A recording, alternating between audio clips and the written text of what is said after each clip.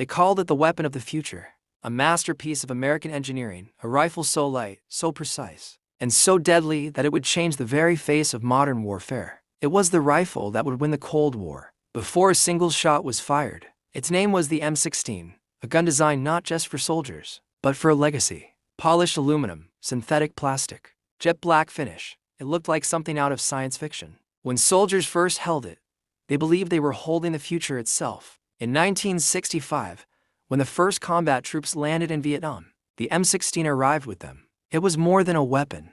It was a symbol of American progress, of high technology, of superiority over the Soviet-made AK-47. Generals stood in briefings and promised, "This rifle never jams. It's lighter, faster, more reliable." It was meant to make the M14, the old, heavy battle rifle, obsolete overnight. But promises don't stop bullets. The jungles of Vietnam were a place like no other, wet, dense, and unforgiving, where the air itself felt alive with humidity and death. The M16 entered this green hell with confidence, but the jungle was about to expose every hidden flaw. In the early days, soldiers trusted their rifles completely. They walked through the tall grass, rain pouring over their helmets, the M16 hanging from their shoulders, sleek and clean. They believed what they were told.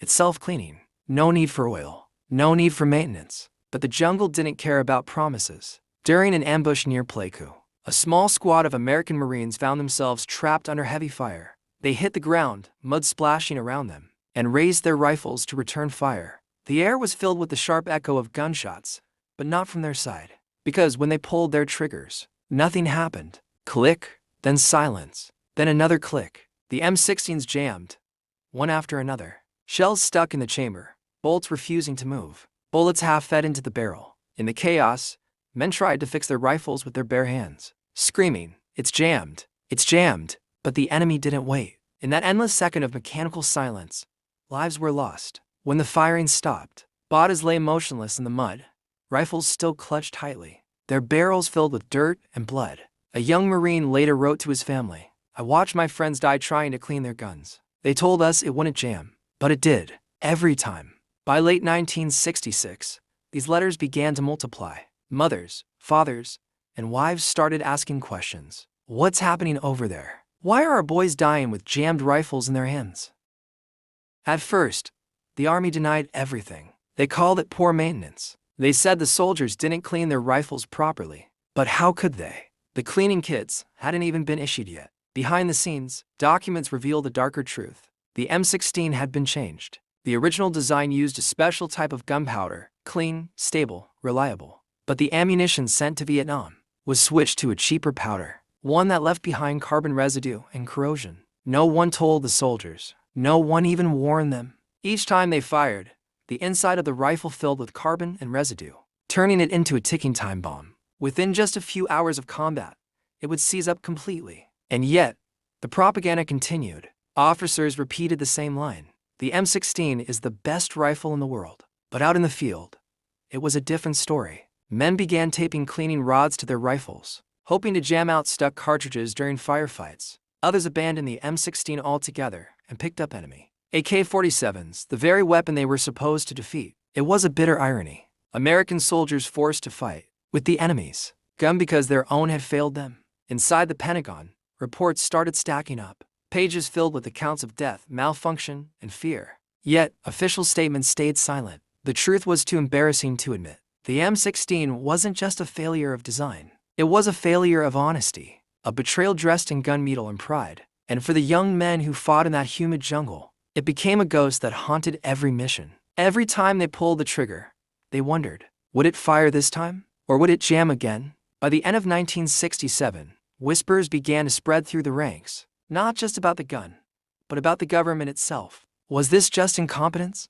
or a cover-up? One soldier wrote, "They told us we had the best rifle in the world, but when I watched my best friend die because it's jammed, I realized they lied to us." The rifle that promised victory had delivered betrayal. And in the jungle of Vietnam, surrounded by ghost and gunfire, that betrayal echoed louder than any bullet ever could. Because sometimes the most dangerous weapon on the battlefield is the one you were told to trust. The M16 rifle was supposed to be the pride of a new era, lighter, faster, and more efficient than anything soldiers had ever carried before. But when it finally reached the jungles of Vietnam, It became something else entirely. In the thick humidity and endless rain, the weapon that was meant to save lives began taking them instead. The rifle jammed, it misfired, and sometimes, it refused to shoot at all. Imagine being deep in the jungle, ambushed, outnumbered, and your weapon locks up when you pull the trigger. What would you do? How do you fight with a weapon that fights back against you? At first, commanders blamed the soldiers. They said the men weren't cleaning their rifles properly. That discipline was fading. But on the battlefield, rumors started spreading, dark, unsettling rumors. Men were dying with rifles half disassembled in their hands. Cleaning rods jammed down the barrel in a desperate attempt to fire one last shot. Letters began arriving home. Mom, one read, "This rifle is going to get me killed." The tragedy was spreading like wildfire. But the truth, the real truth, was buried beneath layers of paperwork and denial. You see, when the M16 was first introduced, it wasn't just a weapon. It was a promise, a symbol of American innovation and superiority. No one wanted to admit that promise was breaking, and so, the Army doubled down. They sent more rifles, more ammunition, more men, all armed with the same flaw. Every click, every jam, every death in silence was a warning ignored. Soldiers began giving the weapon nicknames. They called it the Widowmaker. They called it the Curse. And in the dark humor of war, they said, "You don't die with the M16. You die because of it." Still, the official reports told a different story. They spoke of success, of superior range and firepower, all while the men on the ground were losing faith with every pull of the trigger. But why? Why was a weapon so clearly failing allowed to stay in use for years? Was it arrogance? Or something deeper? Because behind the scenes, something was quietly unfolding. Something that would change how America built its weapons forever. And as the jungles of Vietnam grew silent after each firefight, one question haunted the men who survived. Who could they trust? The enemy in front of them, or the rifle in their hands? Silence. Then another jam, another life lost. The promise of the M16 was breaking, but the cover-up had only just begun. As reports of jammed rifles poured in from Vietnam, the truth was no longer just whispered among soldiers. It was screaming through the battlefield. But far from the jungles, in quiet offices and polished halls in Washington, something far more calculated was taking place. It began with a single memo, a short document passed between defense contractors and the Pentagon, one that would decide the fate of thousands of soldiers without them ever knowing. The M16 rifle was originally designed to use a special kind of ammunition, clean burning, low residue, and carefully tested. But somewhere along the way, someone changed it. Without warning, the powder in the bullets was swapped out for something cheaper, something easier to produce in massive quantities. It saved money, but it also created disaster. The new gunpowder burned dirtier, residue built up inside the rifle's chamber, and the weapon that had once worked flawlessly in the lab, now jammed after just a few rounds in the jungle. Soldiers were dying, but to the men in charge, it was just a statistic. Every letter home, every plea from the front lines, was quietly filed away.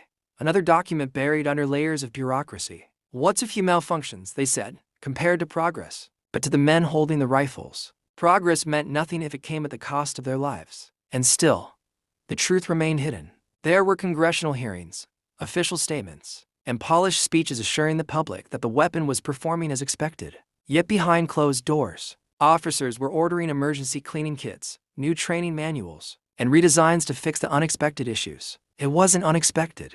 It was negligence, and it was killing men every single day. In one letter later recovered from military archives, a young private wrote, "We were promised a weapon that would save us. Instead, it betrayed us." Imagine that, trusting your weapon more than your commanding officer, and realizing both might have failed you. The soldiers knew, the armorers knew, even the engineers back home knew. But somewhere between the battlefield and the boardroom, truth became silence, and the silence grew. Because to admit the mistake would mean more than embarrassment. It would mean accountability, and that was something no one in power was ready to face. As the war dragged on, modifications were quietly introduced, a new buffer system, a chrome-lined chamber, redesigned magazines, each change a small bandage on a wound that had already bled too long. And while the men in suits saved face, the soldiers in the field learned a hard lesson. In war, sometimes the deadliest enemy isn't the one firing at you. Sometimes, it's the one who sold you the weapon.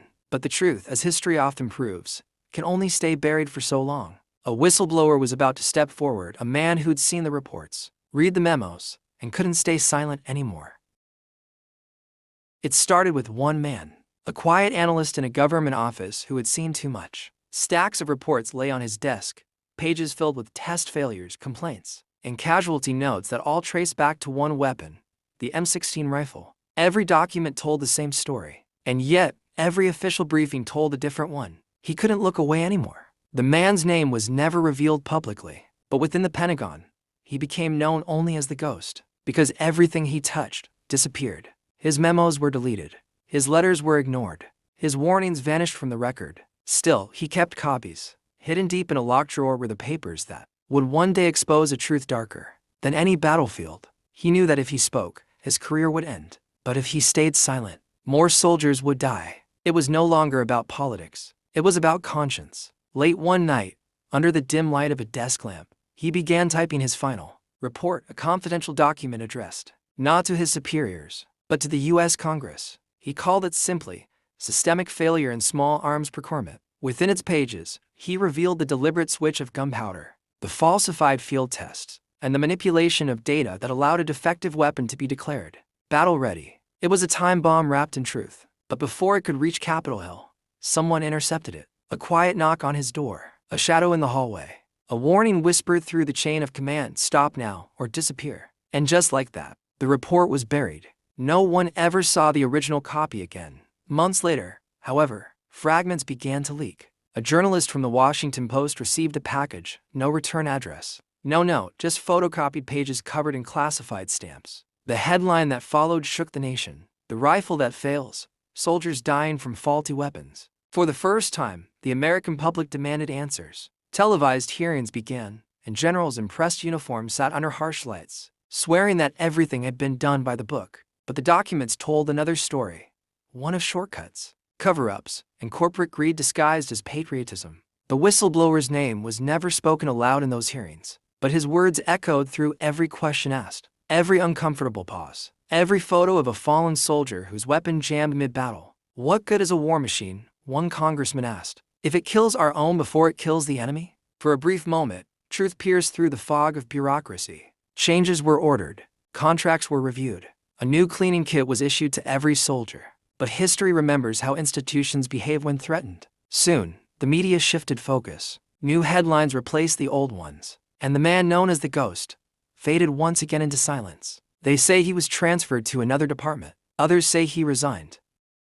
Decades have passed since the humid jungles of Vietnam fell silent. The war ended, but the echoes of those rifles never truly stopped. Somewhere in forgotten military warehouses, the first-generation M16 rifles still lie covered in dust, relics of an experiment that cost thousands of lives. Their metal bodies are rusted, their bolts locked in time, frozen at the very moment they failed the soldiers who trusted them. For most, the M16 became just another weapon in a long history of war. But for those who were there, it was personal. Veterans still remember the click, that hollow, lifeless sound when the rifle refused to fire. They remember the fear that followed, the helplessness in those few seconds between life and death. And they remember the silence of the officials who never said sorry. Some called it a design flaw, others called it a national disgrace. But for the men who carried it, it was betrayal. In 1982, the M16 was replaced by the M16A2, redesigned, rebalanced, and rebranded as the perfect soldier's rifle. But perfection doesn't erase history.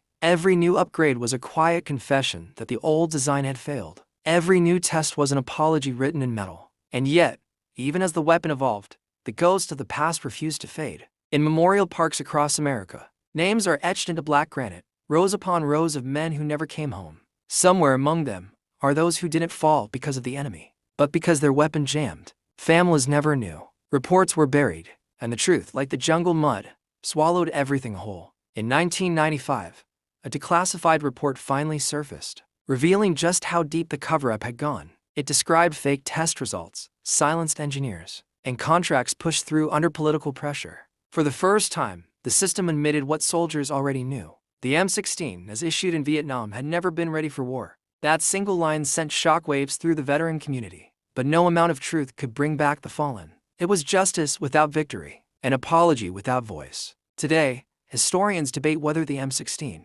was truly a failure or a misunderstood innovation. Military experts call it a weapon that learned from its mistakes. But the soldiers, the ones who carried it through the mud, through the rain, through the endless fire, they remember something else entirely. They remember writing letters home that never reached. They remember holding their rifles like lifelines. praying they'd fire just one more time. And they remember how those lifelines betrayed them. One veteran once said in an interview, "We didn't lose faith in the war. We lost faith in what we were given to fight it." That sentence still echoes, not just through military history, but through the soul of every soldier who ever trusted a weapon more than the man who made it. Today, the M16's descendants, the M4 and beyond, are used around the world. Efficient, reliable, deadly. But deep inside that design lies the memory of failure. Every improvement, every polished barrel, every fine-tuned mechanism is a monument, a quiet apology to those who fell holding the original. The story of the M16 isn't just about a weapon. It's about accountability. It's about how nations learn, or refuse to learn from their mistakes. And it's about the invisible soldiers who never got medals, never got recognition, but changed history simply by dying with the truth. So, when you see that rifle in a museum, under perfect lighting,